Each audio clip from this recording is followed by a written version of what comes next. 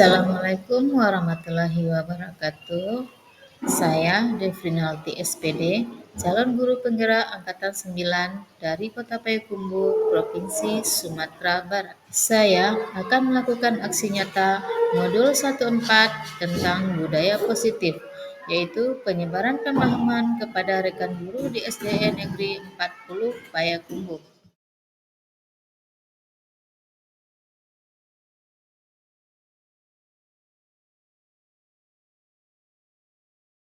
Bismillahirrahmanirrahim. Assalamualaikum warahmatullahi wabarakatuh. Waalaikumsalam. Alhamdulillahirabbil alamin. Assalatu wassalamu ala asrafil anbiya'i wal mursalin wa ala alihi wa ashabihi rasulillahi ajmain. Pertama dan utama sekali, marilah kita mengucapkan puji dan syukur kehadirat Allah Subhanahu wa taala yang telah melimpahkan rahmat dan karunia-Nya kepada kita semua sehingga kita bisa hadir ke dalam ruangan yang sama-sama kita hadiri pada saat sekarang ini. Baiklah, saya sebagai protokol akan langsung membacakan susunan acara kita pada hari ini, yaitu ada 3 kegiatan nanti yang akan kita laksanakan. Yang pertama, kegiatan protokol yang sedang berlangsung. Yang kedua, sambutan dari Ibu Kepala Sekolah. Dan yang ketiga, acara inti, dan ini nanti penyampaian budaya positif oleh Bapak Novelio. Baiklah, kita langsung masuk kepada acara yang kedua, yaitu sambutan dari Kepala Sekolah SD Negeri 40 Payakumbuh. Kepada Ibu Kepala Sekolah kami persilahkan dengan segala hormat.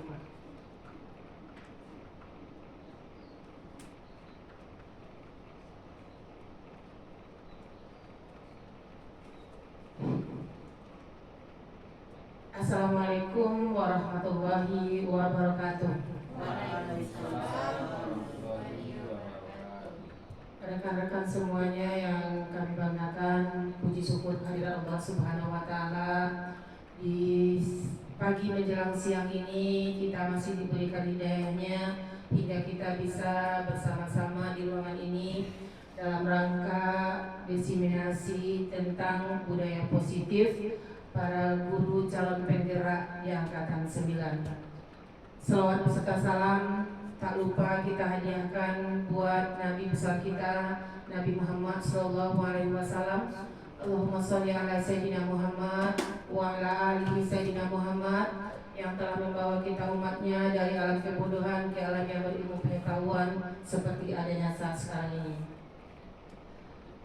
Baiklah rekan-rekan semuanya, pada hari ini kita akan melaksanakan diseminasi tentang konsep budaya positif, yang mana pada hari ini kita bersama akan mendengarkan paparan-paparan bagaimana budaya positif itu yang akan disampaikan oleh 4 rekan kita yang ada di calon guru penggerak angkatan 9.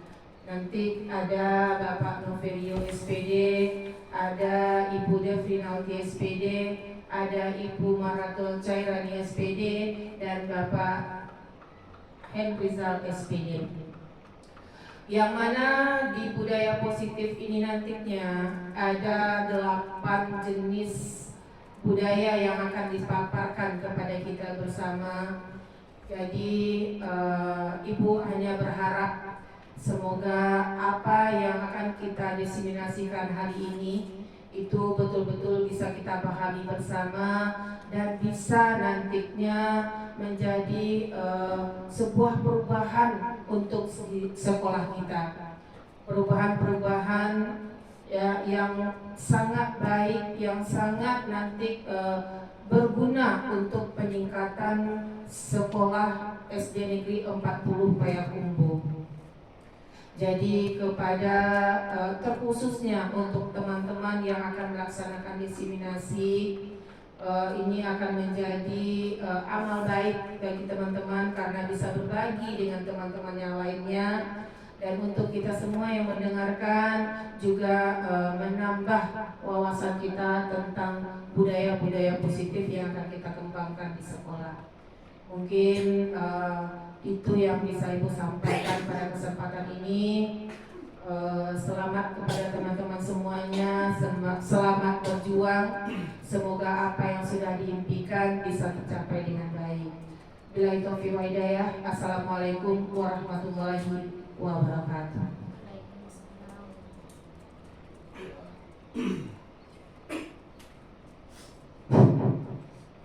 Terima kasih banyak kami ucapkan kepada Ibu Kepala Sekolah yang telah memberikan arahan dan sambutannya dalam kegiatan diseminasi yang akan dilakukan oleh Bapak Novelio SPD. Baiklah, untuk kegiatan kita yang ketiga langsung saja kita masuk kepada acara inti, yaitu penyampaian budaya positif dari Bapak Novelio SPD. Kepada Bismillahirrahmanirrahim. Assalamualaikum warahmatullahi wabarakatuh. Waalaikumsalam warahmatullahi wabarakatuh. Yang sama-sama kita hormati Ibu Kepala Sekolah SD Negeri 40 Payakumbuh, yang sama-sama kita hormati Bapak Ibu Majelis Guru SD Negeri 40 Payakumbuh. Pada hari ini kita akan melaksanakan kegiatan diseminasi mengenai budaya positif dari calon guru penggerak angkatan 9, yaitu Ibu Devrinalti SPD. Di sini Ibu Devrinalti nanti akan menjabarkan mengenai budaya positif. Untuk mempersingkat waktu, marilah kita persilakan kepada Ibu Devrinalti untuk menyampaikan materi diseminasi hari ini. Kepada Ibu Devrinalti dipersilakan.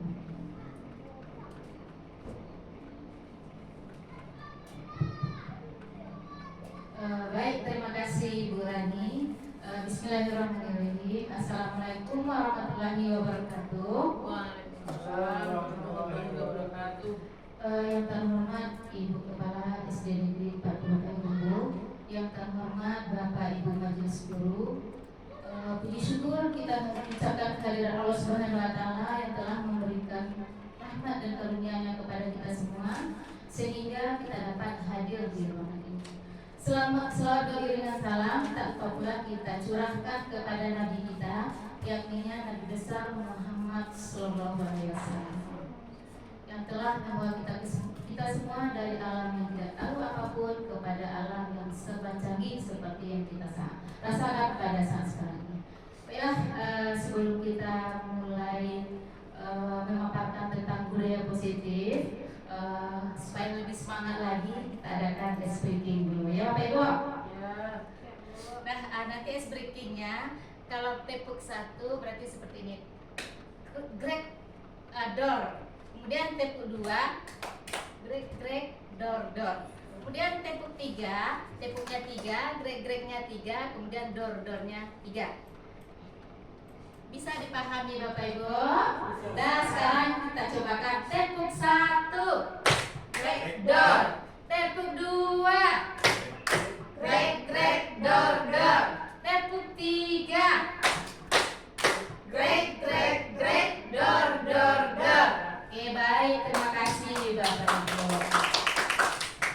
Nah, sekarang kita lanjut ke materi kita. Di sini saya ingin berbagi pengalaman apa yang saya dapatkan selama di CGP, selama kegiatan CGP. Di sini yang saya bagi adalah mengenai budaya positif. Apa saja yang budaya positif? Di sini nanti yang pertama itu saya berbagi mengenai perubahan paradigma belajar, bagaimana belajar kita dari yang lama ke arah yang baru. Kemudian lagi juga saya berbagi di sini mengenai disiplin positif. Selanjutnya saya berbagi nilai-nilai kebajikan, kemudian kebutuhan dasar manusia, motivasi perilaku manusia, posisi kontrol guru, keyakinan kelas, kemudian yang terakhir nanti saya berbagi itu segitiga restitusi. Kemudian kita lanjut ke yang pertama, yaitu pembelajaran dengan paradigma baru. Apa pembelajaran yang paradigma baru ini? Pembelajaran dengan paradigma baru merupakan pembelajaran yang dirancang berdasarkan prinsip pembelajaran berdiferensiasi, sehingga para peserta didik belajar sesuai kebutuhannya berdasarkan hak perkembangannya sesuai teori psikologis modern untuk mewujudkan profil pelajar Pancasila. Itu yang pembelajaran berdiferensiasi nanti yang akan bisa kita terapkan di anak didik kita. Kemudian lagi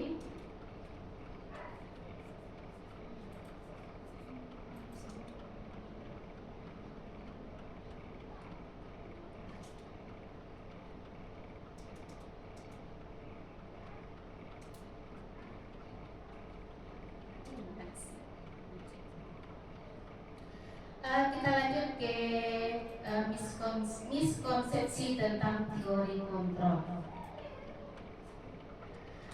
Di sini ada beberapa miskonsepsi. Di sini ada ilustrasi bahwa semua penguasa penguatan positif, efektif dan bermanfaat. Itu adalah anggapan yang salah. Kemudian lagi ada ilusi bahwa orang dewasa berhak memaksa. Nah, itu juga anggapan yang salah seperti yang kita lihat pada anak didik kita. Kita tidak bisa memaksa murid kita. Kemudian lagi ilusi bahwa kritik dan membuat rasa bersalah mampu menguatkan karakter. Itu juga anggapan yang salah. Kalau kita lakukan dalam kehidupan kita atau kegiatan kita sehari-hari, kita mengatakan kamu tidak mampu untuk membuat ini, atau kita membuat anak itu merasa bersalah. Setelah kita membuat anak itu merasa bersalah, ternyata itu tidak membuat karakter anak. Itu adalah anggapan yang salah. Kemudian lagi lanjut ke mengubah paradigma stimulus respon ke pendekatan teori kontrol. Yang pertama itu stimulus responnya yaitu realitas kebutuhan kita semua. Kenyataannya atau kontrolnya, realitas kita, kebutuhan kita itu berbeda. Nah, berarti kita tidak bisa menyamakan antara kebutuhan kita dengan anak didik kita. Kemudian lagi, yang kedua, semua orang melihat hal yang sama. Kemudian teori kontrolnya, setiap orang memiliki gambaran yang berbeda. Berikut, kita mencoba mengubah orang berpandangan sama dengan kita. Kemudian teori kontrolnya, kita berusaha memahami pandangan orang lain tentang dunia. Berarti pandangan kita tidak sama dengan orang lain. Kemudian yang berikutnya, perilaku buruk dilihat sebagai suatu kesalahan. Teori kontrolnya, semua perilaku memiliki tujuan. Mungkin kata kita adalah perilaku anak didik kita salah, tetapi anak didik kita menyatakan itu dilakukan untuk sebuah tujuan. Berikutnya, orang lain bisa mengontrol saya. Hanya Anda yang bisa mengontrol diri Anda sendiri. Berarti seperti yang diterapkan oleh Bapak Rizal tadi, ada namanya sebuah benda yang digenggam. Benda yang digenggam ini apakah kita membuka atau tidaknya itu tergantung kepada diri kita sendiri. Tergantung kepada kebutuhan yang kita miliki. Itu adalah, jadi yang kesimpulannya di sini yang bisa mengontrol diri kita sendiri adalah diri kita sendiri, bukan orang lain. Mau dibujuk, mau dirayu, atau mau dikasih uang, itu juga tergantung kepada diri kita sendiri. Jadi posisi kontrolnya terletak pada diri kita sendiri.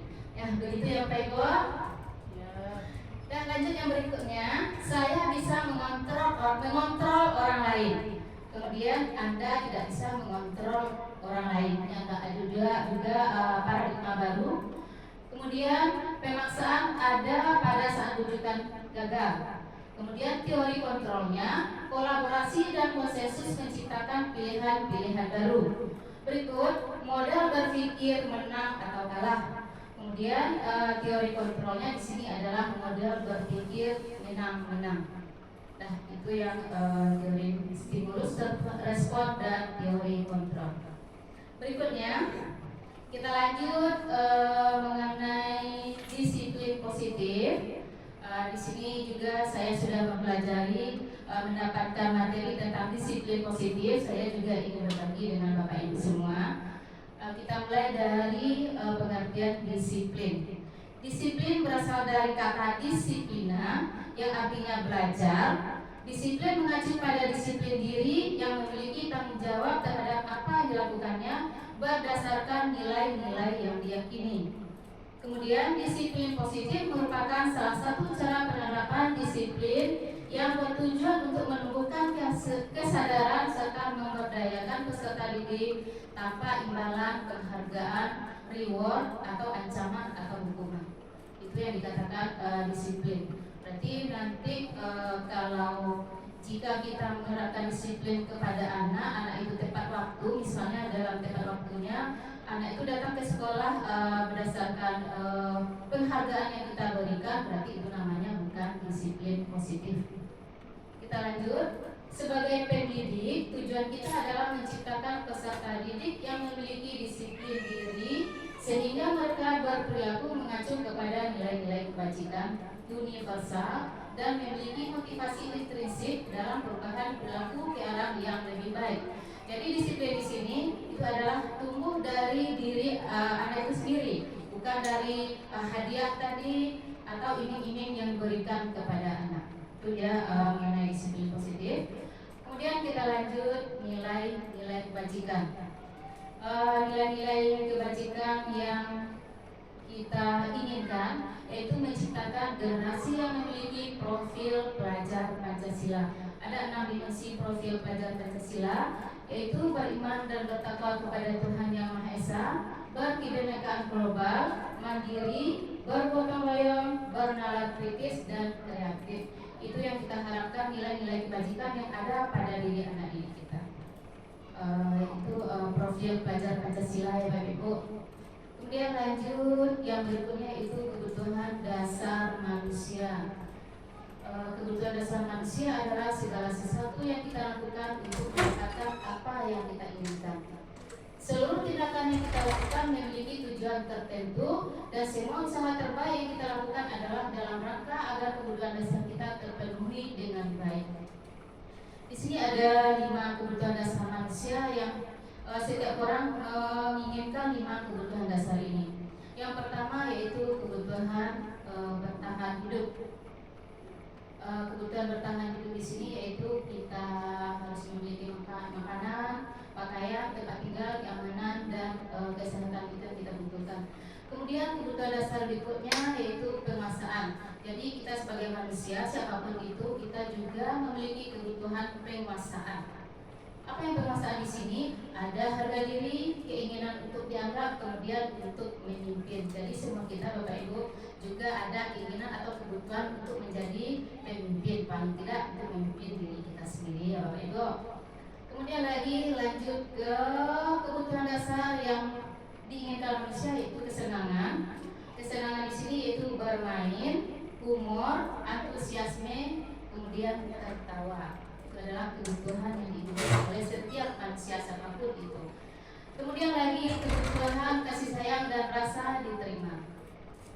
Walaupun kita baru di masyarakat misalnya, kita juga memiliki keinginan untuk rasa diterima, dipedulikan, berbagi, kerjasama, menjadi bagian dari dalam kelompok. Itu tidak bisa kita hindari Bapak Ibu, karena itu adalah kebutuhan dasar kita.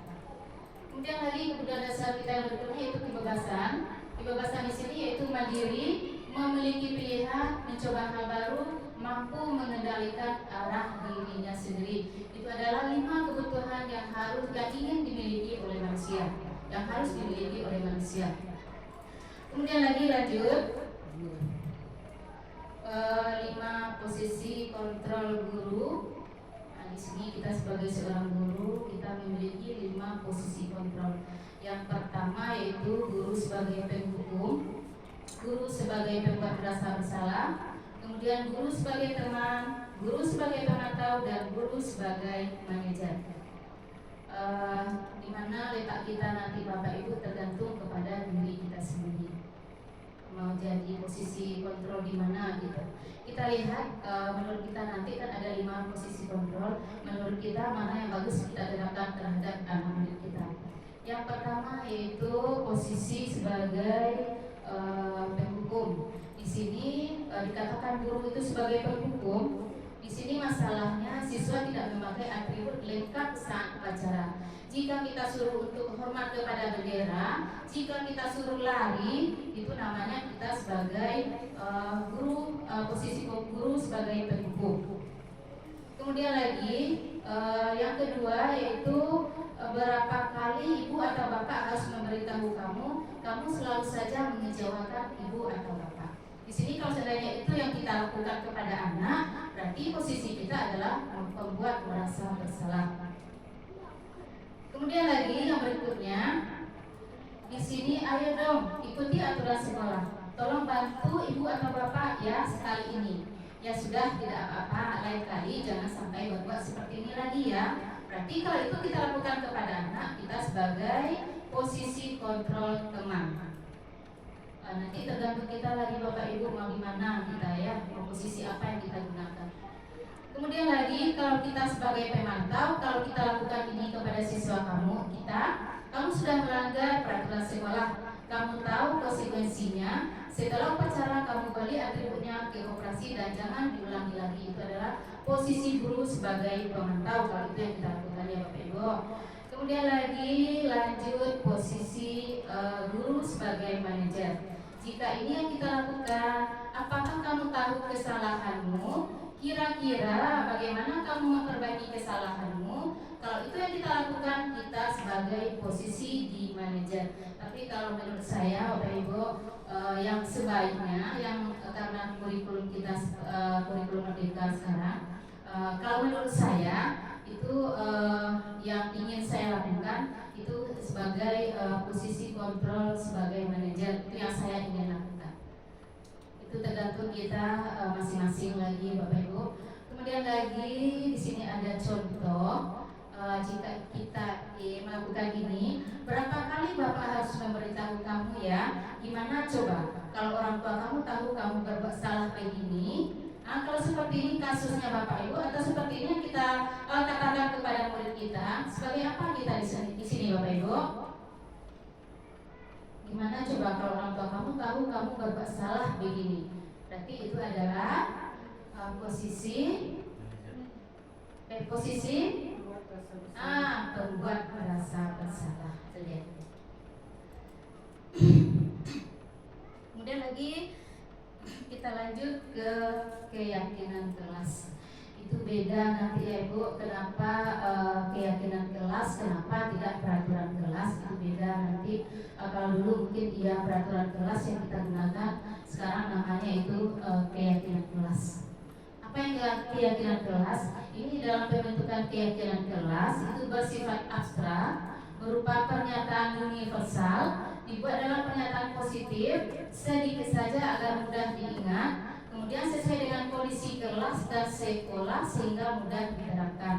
Kemudian semua warga sekolah atau kelas dilibatkan saat membuat keyakinan kelas. Itu beda antara peraturan kelas dengan keyakinan kelas. Mungkin kalau peraturan itu hanya dibuat oleh guru saja, tapi kalau keyakinan itu melibatkan murid di dalam kelas kita masing-masing. Jadi sekarang namanya keyakinan kelas ya Bapak Ibu, bukan peraturan kelas lagi. Kemudian lagi di sini ada proses pembentukan keyakinan kelas. Apa yang harus kita lakukan dalam pembentukan keyakinan kelas? Yang pertama yaitu semua warga bebas berpendapat tentang peraturan yang perlu disepakati. Kemudian mencatat masukan, menyusun keyakinan kelas dan mengganti kalimat negatif menjadi positif. Di sini contohnya mungkin yang pertama yang kita lakukan adalah membuat peraturan kelas.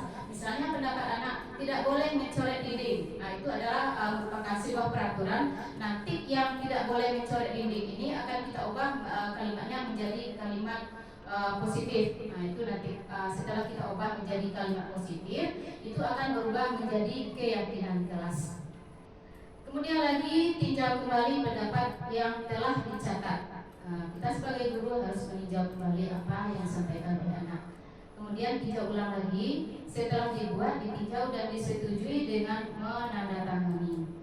Jadi yang menandatangani di sini kita sebagai guru. Kalau anak mungkin terlalu banyak mungkin ya Bapak Ibu, jadi nanti di keyakinan kelas kita akan ditandatangani. Kemudian keyakinan kelas atau kelas dapat diletakkan di dinding kelas. Itu nanti Bapak Ibu.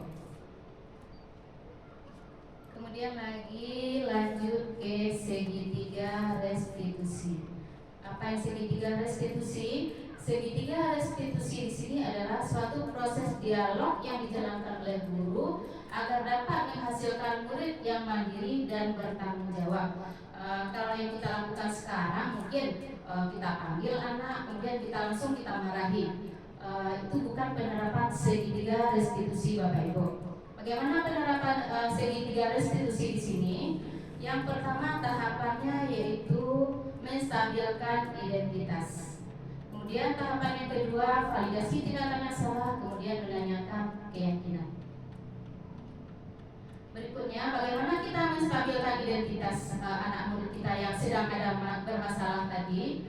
Berdasarkan prinsip membuat kesalahan adalah bagian dari proses pembelajaran. Sama dengan kita mungkin Bapak Ibu setelah kita melakukan kesalahan itu adalah kita jadikan sebuah proses pembelajaran. Kemudian apa kata-kata yang kita ucapkan kalau dalam menstabilkan identitas?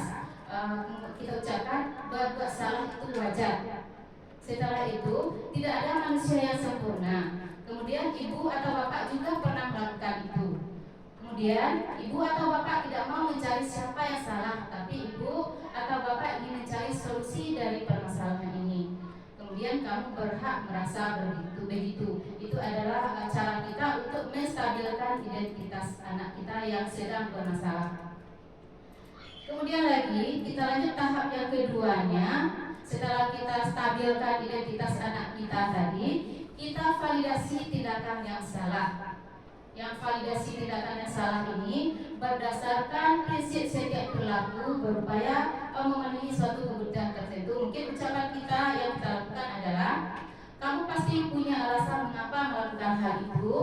Kemudian padahal kamu bisa melakukan yang lebih buruk dari ini ya. Kamu patut bangga karena telah melindungi sesuatu yang penting buatmu. Kemudian kamu melakukannya karena mempertahankan sesuatu yang penting bagi kamu. Mungkin di sini Bapak Ibu dalam tahapan segitiga restitusi ini kita harus menerapkan satu persatu, tidak boleh terbalik ya Bapak Ibu. Kemudian lagi tahapan yang ketiga yaitu menanyakan keyakinan. Setelah kita stabilkan identitas anak tadi, setelah kita validasi tindakan yang salah, tahap berikutnya yaitu menanyakan keyakinan. Berdasarkan prinsip teori kontrol, bahwa pada dasarnya kita termotivasi secara intrinsik. Kemudian kata-kata yang bisa kita ucapkan di sini, apa keyakinan kelas kita? Berarti kita menanyakan keyakinan kelas yang telah kita buat. Kemudian nilai-nilai apa yang telah disepakati bersama? Seperti apa gambaran sebuah kelas yang ideal menurut kamu? Kamu ingin menjadi orang seperti apa? Itu menanyakan keyakinan. Setelah ini mungkin anak akan setelah kita lakukan segitiga restitusi ini mungkin anak sedikit bisa berubah mungkin ya Bu. Nanti kita cobakan. Kemarin kami sudah mencobakan juga. Di sini ada contohnya. Saya sudah mencobakan kemarin. Di sini videonya tidak saya putarkan. Nanti mungkin di sini saya upload di YouTube. Ini sedikit gambaran segitiga restitusi yang saya lakukan.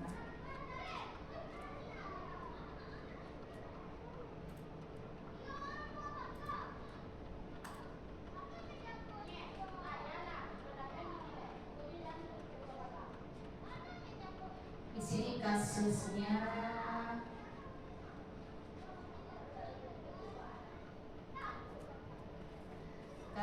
saat mengerjakan tugas tiba-tiba murid saya bernama Queen menuduh Tifa mencontek hasil tugasnya. Guru memanggil Tifa untuk mencari solusi dengan penerapan segitiga restitusi dan meminta umpan balik dari Tifa setelah melakukan segitiga restitusi. Setelah kita lakukan segitiga restitusi tadi Bapak Ibu, kita minta umpan balik dari siswa yang bermasalah tadi, bagaimana perasaannya. Di sini ada nanti Bapak Ibu, cuma di sini kita putarkan sampai di sini saja.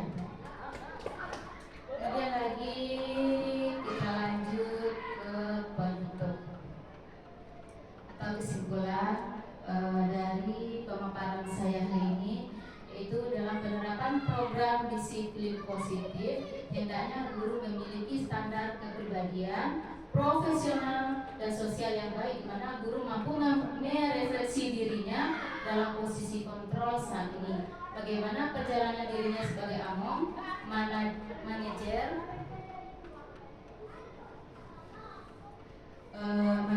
yang menuntun murid-muridnya menjadi insan yang mandiri, merdeka, dan bertanggung jawab. Itu kesimpulan pembelajaran kita hari ini, Bapak Ibu. Mudah-mudahan apa yang saya dapatkan selama CGP, kemudian saya juga sudah memaparkan kepada Bapak Ibu. Mudah-mudahan nanti setelah pemaparan ini Bapak Ibu juga dapat pengalaman dari saya. Saya ucapkan terima kasih, banyak salah saya mohon maaf. Saya sudahi. Assalamualaikum warahmatullahi wabarakatuh.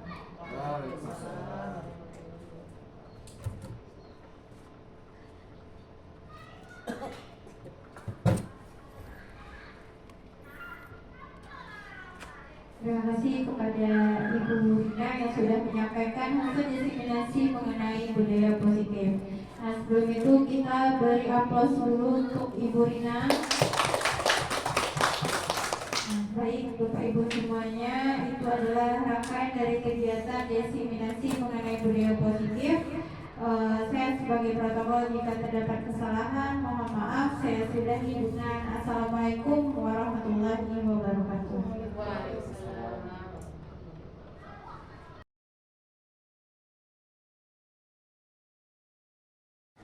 Assalamualaikum warahmatullahi wabarakatuh.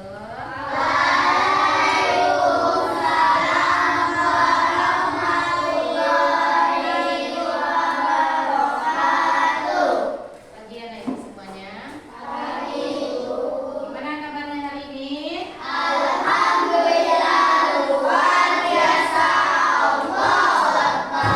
Nah, karena ini adalah sebelumnya Ibu ucapkan selamat di kelas 5, selamat untuk menduduki di kelas 5 karena kita baru naik kelas dari kelas 4 ya. Sebelum kita belajar lagi di kelas 5, kita akan membuat keyakinan kelas kita. Apa gunanya keyakinan kelas kita buat? Supaya kelas kita menjadi aman, tertib, bersih, tenang, apalagi saling menghormati, saling menghargai. Itu nanti ya, itu gunanya kita membuat peraturan kelas. Sebelum keyakinan kelas kita buat, terlebih dahulunya kita akan buat peraturan kelas. Dari peraturan kelas nanti maka akan lahir menjadi keyakinan kelas. Dan sekarang kita, apa tujuan kita membuat keyakinan kelas tadi? Saling menghargai, saling menghormati, supaya aman, supaya tenang. Nah, nanti rasanya yang kita perlukan di kelas kita ini, yang rasanya aman, yang rasanya tentram, supaya kelas kita ini bersih, aman, maka kita akan membuat peraturannya apa rasanya yang diperlukan oleh kelas kita ini supaya aman ya. Nanti Ibu bagikan stick note. Nah, kamu tulis nanti di sini. Nah, tulis di sini nanti kira-kira apa rasanya yang diperlukan oleh kelas kita supaya aman tadi, supaya tertib tadi, supaya bersih tadi. Ya, kamu tulis di sini nanti ya. Nah, setelah ditulis nanti kita akan menempelnya di depan.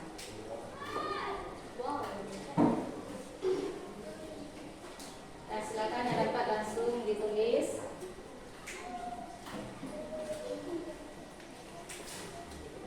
Jangan terbalik ianya di belakang ya. Nulisnya yang tidak pakai lem ya. Kan ada yang pakai lem sebelah, ada yang tidak sebelah. Nah.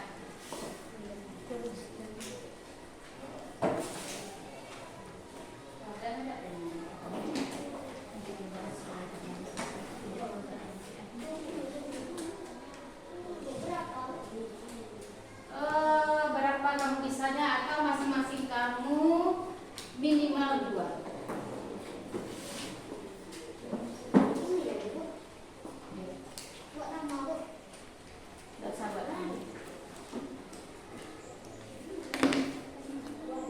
Udah dapat semua? Nah, silakan tulis. Yang sudah siap boleh ditempel ke depannya. Minimal masing-masing kamu 2. Apa yang kita lakukan supaya kelas kita aman, supaya kelas kita bersih, supaya tentram, supaya saling menghargai, kelas kita tertib. Nah, apa yang harus kamu lakukan? Yang siap boleh ditempel ke depannya.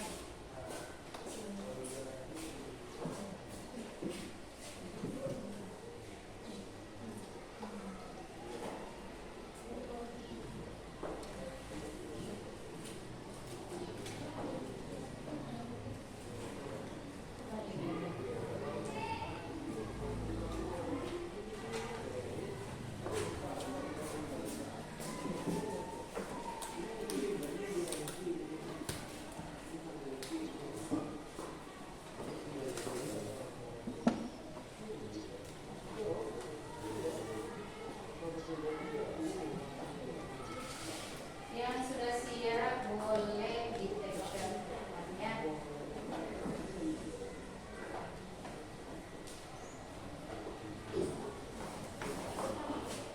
Udah sahabat namanya. Pasti udah.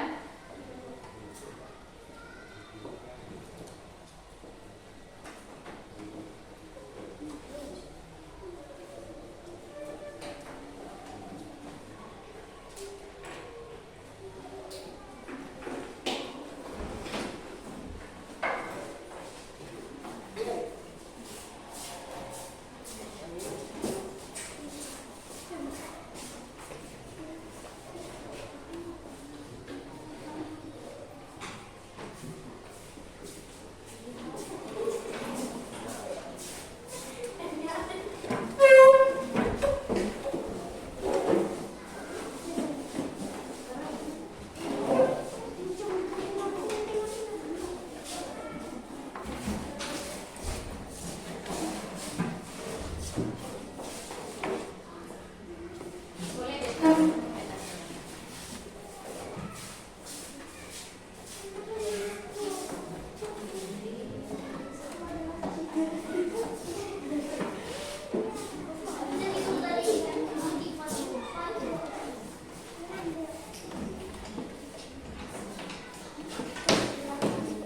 Tapi udah deh.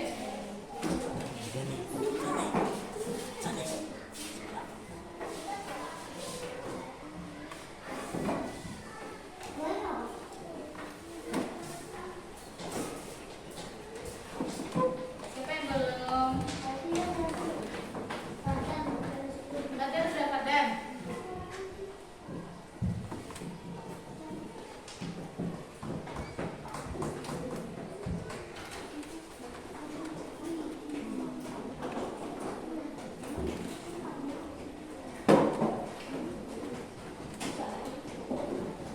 Masih, dan masih.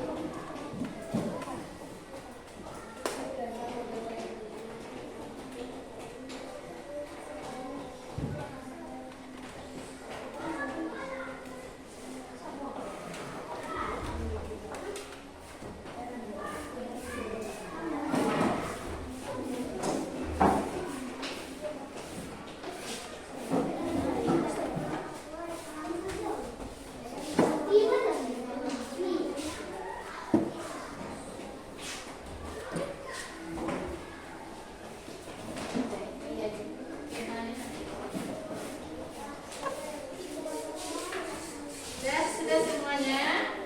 Nah, sekarang peraturan yang kamu buat akan kita bacakan satu-satu. Kemudian setelah kita baca, kita akan mengubah kalimat peraturan tadi. Itu kan masih kalimat negatifnya. Akan kita ubah nanti menjadi kalimat positif. Nah, dari ini yang kamu buat adalah peraturan kelas. Dan apa peraturan kelas yang kamu buat? Di sini dapat tidak membuang sampah. Kemudian tidak membuli teman. Nah, tuh. Ya, dari yang ini kita akan mengubah ke kalimat positif. Nah, kalau dia pakai tidak, itu masih kalimat negatif. Yang tidak membuang sampah sembarangan ini akan kita ubah menjadi kalimat positifnya kita dapatkan. Yang pertama katanya tadi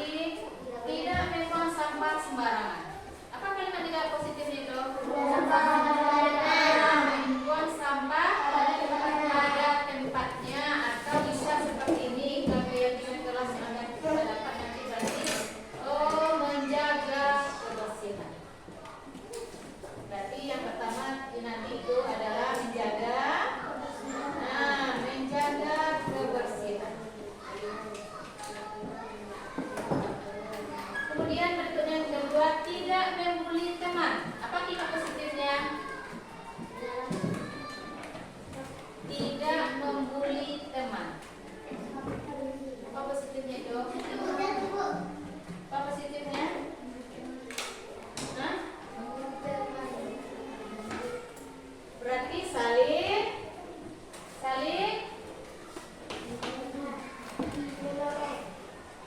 tidak membuli teman. Saling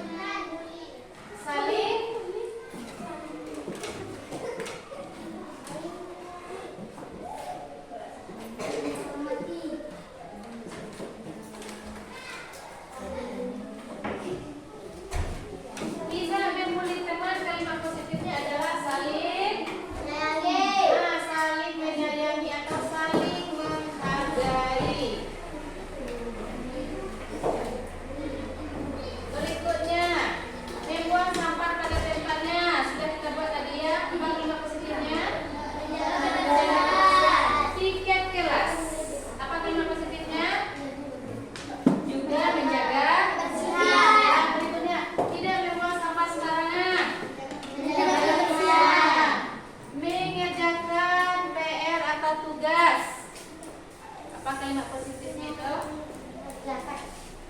Mengerjakan PR atau tugas. Berarti di sini ini itu dapat juga saling menghargai. Berarti kalau kita kerjakan PR atau mengerjakan PR atau tugas, apa kalimat positifnya? Saling menghargai, saling menghormati. Tepat waktu mana yang lebih tepat itu? Tepat waktu, saling menghargai atau saling menghormati?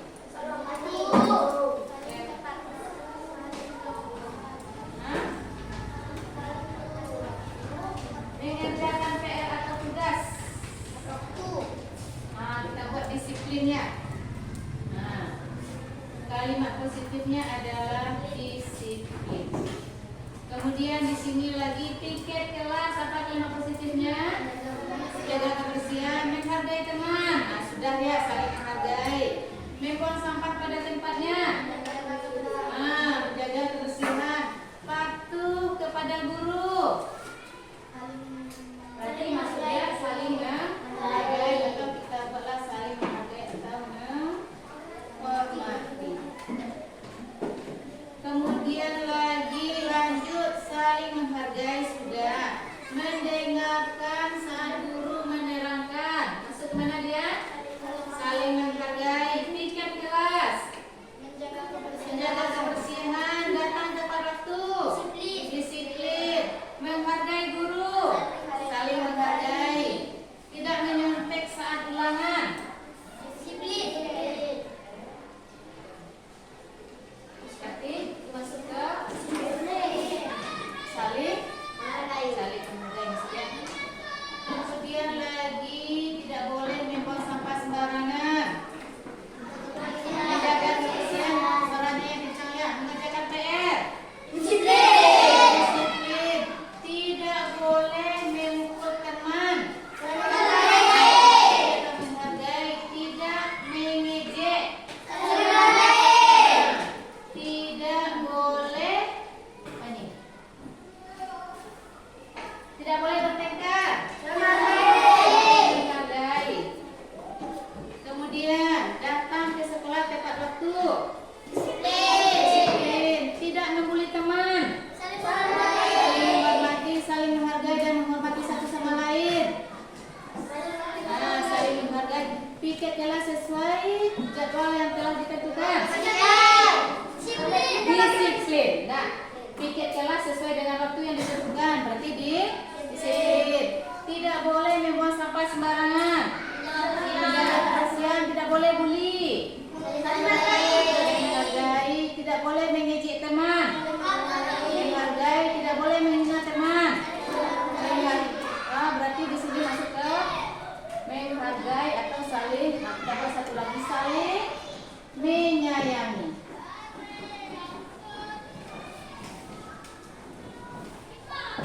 Kemudian lagi tidak boleh bertengkar, saling menghargai, menghormati energi di kelas, menghemat energi. Dan satu lagi, menghemat energi. Maksudnya apa? Misalnya listrik ketika tidak digunakan, lampu ketika tidak digunakan maka dimatikan. Apa dia? Menghemat energi. Disiplin. Maksud disiplin ya? Ya. Tidak membuang sampah sembarangan. Menjaga kebersihan. Bertanya ke guru yang tidak bertanya ke guru jika tidak mengerti. Bisa dia di sana. Kita masukkan satu lagi, itu adalah tertib. Ya enggak? Atau masuk dia di sini bisa juga sopan enggak? Sopan atau santun. Kemudian membuang sampah pada tempatnya. Laksanakan piket kelas sesuai jadwal. Disiplin, tidak mengganggu teman. Saling menyayangi, mendengarkan dan menanyakan pelajaran. Ya, nah? Berarti itu tertib. Tidak boleh membuang sampah di laci. Menjaga kebersihan. Tidak main-main saat belajar.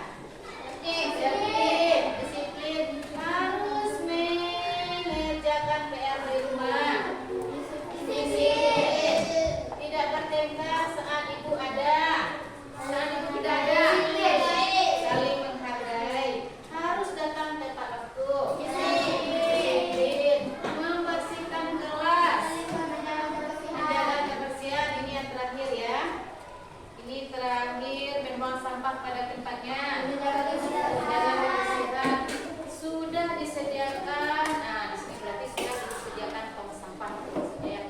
Ini adalah peraturan kelas yang telah membuat tadi. Setelah kamu buat, kita ubah menjadi kalimat positif atau akan menjadi keyakinan kelas kita nanti selama kita berada di kelas 5. Apa keyakinan kelas kita? Coba baca. Dari nomor 1.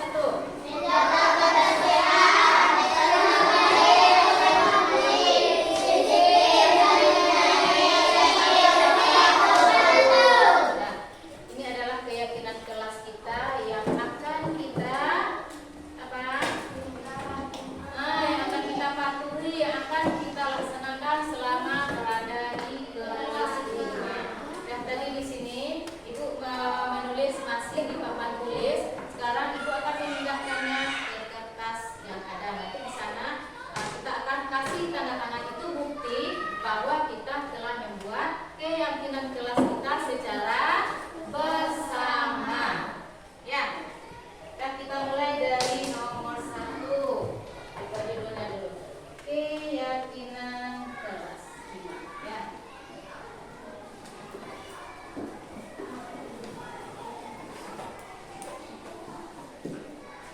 Yang pertama apa tadi? Menjaga kebersihan.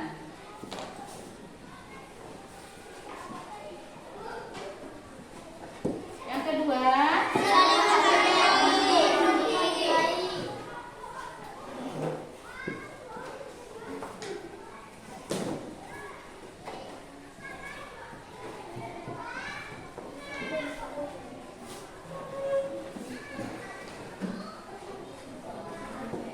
yang ketiga,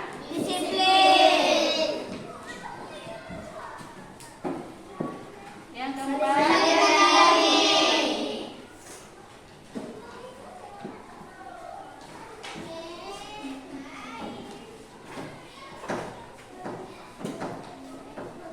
lanjut yang tertib. Berikutnya, sopan dan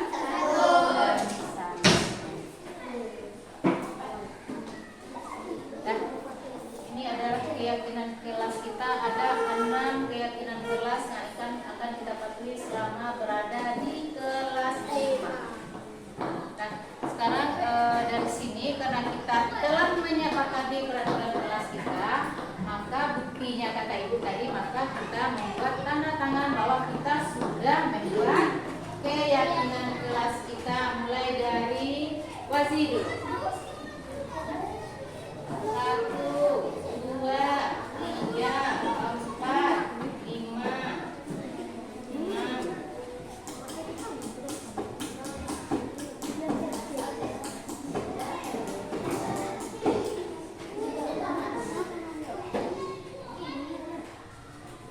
Silakan Waziri.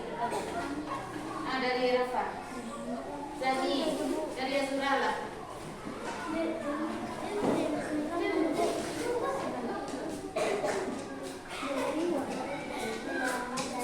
Buat tanda-tandanya ya.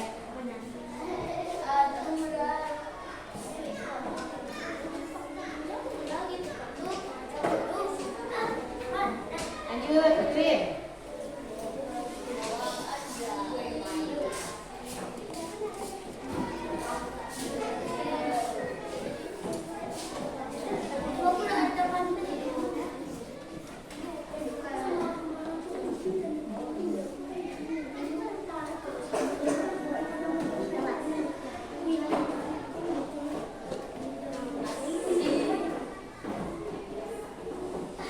Lanjut, siapa lagi?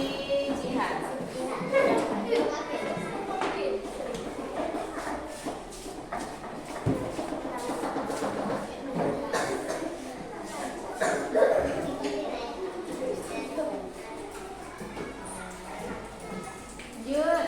Siapa lagi Naila?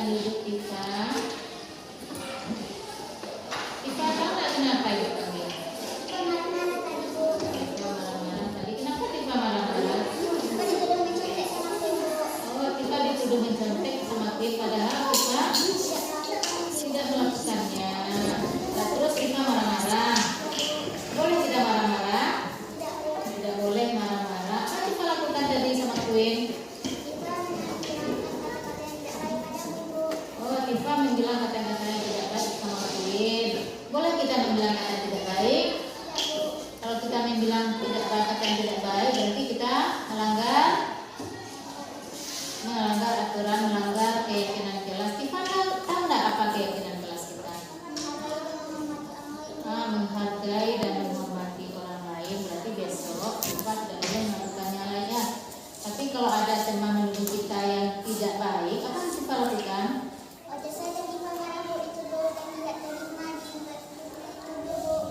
Tidak diterima, dituduh, wajar ya. Kalau ibu jadi kita, ibu juga akan melakukan seperti itu. Karena kita membela harga diri kita. Jadi untuk besok kita tidak boleh lagi langsung marah-marah ya. Apa yang harus kita lakukan? Harus lebih bersabar lagi ya. Tidak boleh marah-marah karena kita mempunyai keyakinan kelas kita.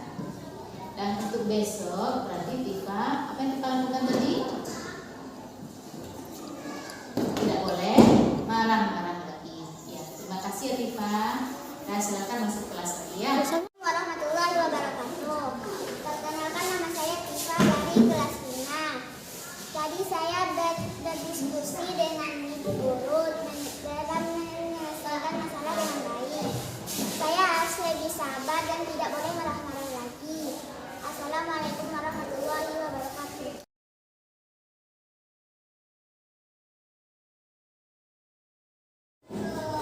Salam.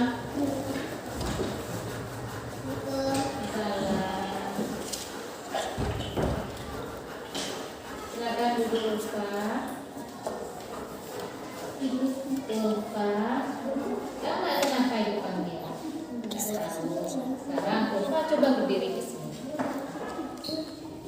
Sekarang coba Ulfa lihat dari bawah sampai ke atas. Ada nggak yang salah sama Ulfa? Ada yang salah. Apa yang salah?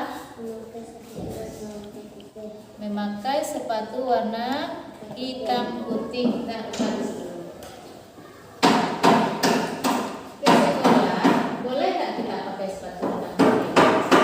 Tidak, ke sekolah harus pakai sepatu warna hitam.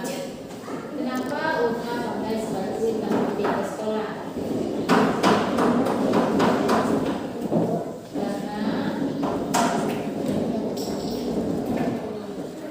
Karena sepatu sudah rusak, terus dibelikan warna hitam putih sama mamanya. Padahal ke sekolah tidak boleh memakai sepatu hitam putih, yang ada cuma sepatu ini ya. Nah, wajar itu yang Bapak lakukan. Kalau ibu tidak ada sepatu hitam atau tidak ada sepatu yang ada hanya sepatu ini, ibu juga akan memakai seperti itu. Nah, Bapak tahu nggak keyakinan kelas kita? Nah, apa keyakinan kelas kita? Tidak boleh memakai sepatu warna hitam putih, berarti Ulfa sudah melanggar keyakinan kelas kita ya. Boleh nggak kita melanggar?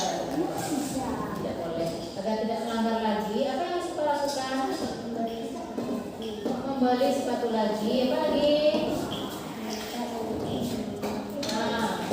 Meminta membelikan beberapa sepatu, kemudian bilang sama mamanya tidak boleh pakai sepatu ini lagi.